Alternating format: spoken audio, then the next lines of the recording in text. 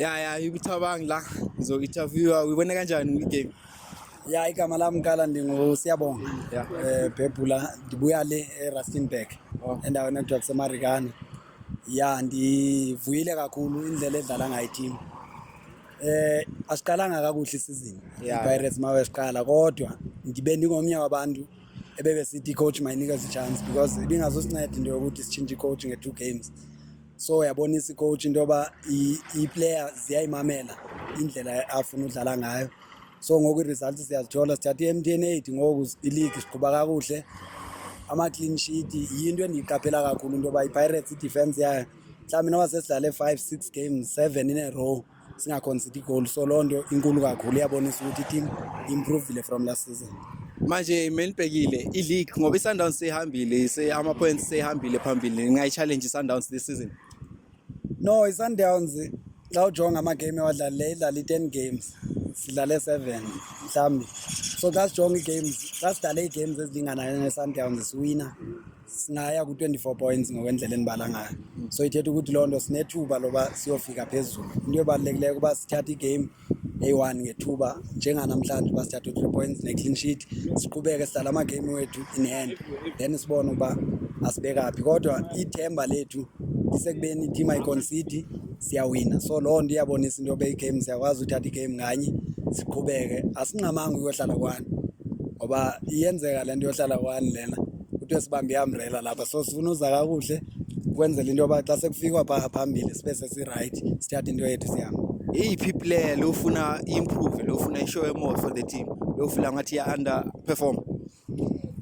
No, okwamanje xa ndijonga ama-players aqhuba kakuhle but akhona ama-player endicinga uba ngenza ngcono kakhulu kwi-midfield. Xa ujonga akhona ama-player like umbule unayo i-potential yokukhaba. So sinalo ithemba loba ngasinika amagoli. So ingase mhlawumbi lokho eqhubeke khabe lipali singawathola amagoli kuye. Nomfukeng akaqalanga kakuhle isizini but itimu yayinceda phaya napha kodwa sifuna amagoli nakuye. So ama-player aqhuba kakuhle oMamosha oMuremi sijabulile. Iphi player best player of the season so far?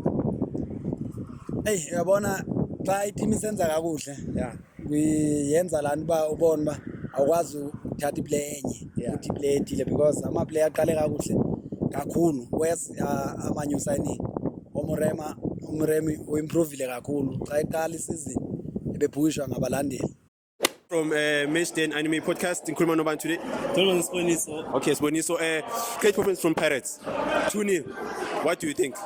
First, I think it came Bimlandi cool. Yeah.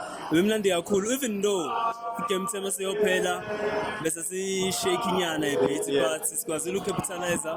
No mistake aba enzile mumva sithole goals awena 2-0 kamnandi. Okay, first 3 games of the season. Pirates 2 losses and 1 win. Kaizer Chiefs 3 straight wins. Yeah. But now as things stand, you guys are currently above the course. Yeah. What do you think about that?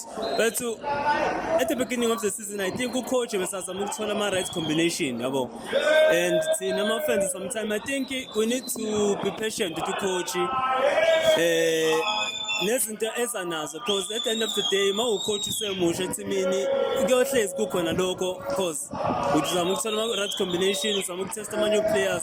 I think fanele sibe patient no coach because ngeke hlezi kumnandi kanje ngeke hlezi kunje kuzofika isikhathi futhi la khona kuzophinde kube nzima but you have to appreciate coaches na Owado. He's the best coach so far and I think from now on sesiyithole rhythm going forward sesimnandi. So with this rhythm nale performance moyibhekile i-league nayithatha ngokuya ngayo nayithatha. Definitely sure. Considering the fact ukuthi ama-team kufanele ngabasifake challenge like Sundowns I dropile this season even esikhukhune sesiyaqala se-drop i-Pirates yakhuphuka more and more. So ngokuya ngawe currently, do you think nizokwazi ukuyishaya i-Chiefs because now it's improving as a team? Do you think this current Pirates team versus this current Kaizer Chiefs team nizoyishaya? I don't see isimanga nge-Chiefs. There's nothing special nge-Chiefs.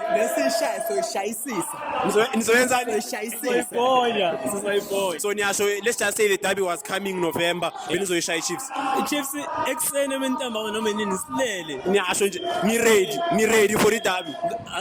Anytime. If derby was coming tomorrow, ngisazi Yeah. even ngisazi yazi Chiefs Sundowns Stellenbosch kuhlangene siyakufuna sometime because asina competition this season my brother. So ufaka i-Chiefs Stellenbosch same level. konke akekho umuntu challenge iPirates this season. This season iPirates ngizokutshela izona 3 cups Yeah. including iCAF Champions League. Wow, okay, that is a very big claim. Yeah. Awusiphindele futhi izwe kabi. Ngithi iPirates this season izowina ama-cup ayi-3 or 4 because Nedbank, Carling knockout. Canning Cup Champions League.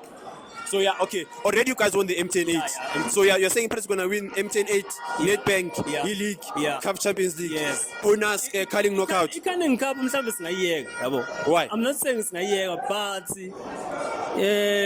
it has never been a cup yet since the days of Telkom. Isabizwa nge-Telkom akaze kube icup yethu le yabo. Yeah. Asikaze sibe mnandi kuyo yeah. Okay, so as a Pirates fan, last thoughts in general, thoughts.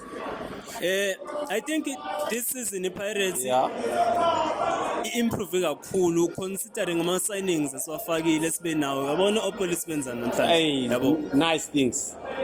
Phuma iplayer ngene iplayer ku-Pirates yabo ibench li-rich ibench le-Pirates lingatakula ama-team aku-relegation awini league ngebench le-Pirates lilodwa so i-Pirates ine-depth kakhulu lento ebesikhala ngayo last season sithi i-Pirates into eshayile sidlala ama-competition amaningi kakhulu last season bese nginama-fatigue kuma-players wethu mhlawumbe usubona at the end of the season bese bedlala ama-draw unnecessary belusa because abadlali wethu bekhathile this season sesquad sonke so definitely sure this season so performa ngcono last season even now Champions League so it has Champions League this season. Great thoughts coming from this Pirates fan, guys. Thank you. Sure. Okay, hello guys, Kamala Mutandwa, Sibu MNA podcast lana. Nobanda. Umawawa Rustenburg original Eastern Cape. Okay, lana njengoba siyakubona nje uyibhakabhaka uzizwa kanjani ngale performance yanamhlanje? Ya iperformance yanamhlanje into engijabulisile kakhulu iyandonwabisa ya. Ngavele kudala ukuthi uzowabona amajita stadium since ngihlala kude le Rustenburg. But yonke into iyahamba right. So do you think it's worth it traveling all the way from Rustenburg to here to watch Pirates idlala kanje? Was it worth it? Yeah. So ufila kanjani ngalama player adlalayo right now? How do you feel about the squad, about everything that is happening since we were starting bad, now everything is starting to go well? How does that make you feel? Ndiziva ni right kakhulu ngamajita adlalayo ngoku nalanga kanikwa chance babenikwa chance baye bangene babonise ukuthi no bayakwazi ukudlala so yonke into sese right ngasho yabo amajita wonke a right especially uMbule yathanda indlela adlala ngayo uMuremi Matt Mamosha even no goalkeeper wethu yazi nama 24 ulwezi uhlala eGrand. So manje une confident ukuthi khona i-team engadlala against iPirates manje. Which team do you think can be a problem for iPirates for this current squad right now? Apha ku PSL ayikho singayijonga eAfrica because Africa apha ku PSL ayikho ayikho so uyasho ukuthi Sundowns andisabi nizoweni khona Beloftas lomthathu 3 points andisabi Sundowns amabaze bonke hayi sikolekta because because mabahlangane neStellenbosch bese neSundowns bangaza bona singabadibanisa sithi Mazulu Sundowns Stellenbosch Marumo Gallants Sikhukhune ndiyabafuna bafuna iline bese kanje so i-league vele sayithatha this year no negotiation we taking the league siyayithatha ileague this year mara sifuna ukuyithatha ngoku sifuna ukubadlalisa ibhola because basingayithatha ngoku bazobaleka siyayithatha ngoku okay hayi siyabonga uzwa amathoughts wenu mfethu hayi siyabonga ngiyabonga bafu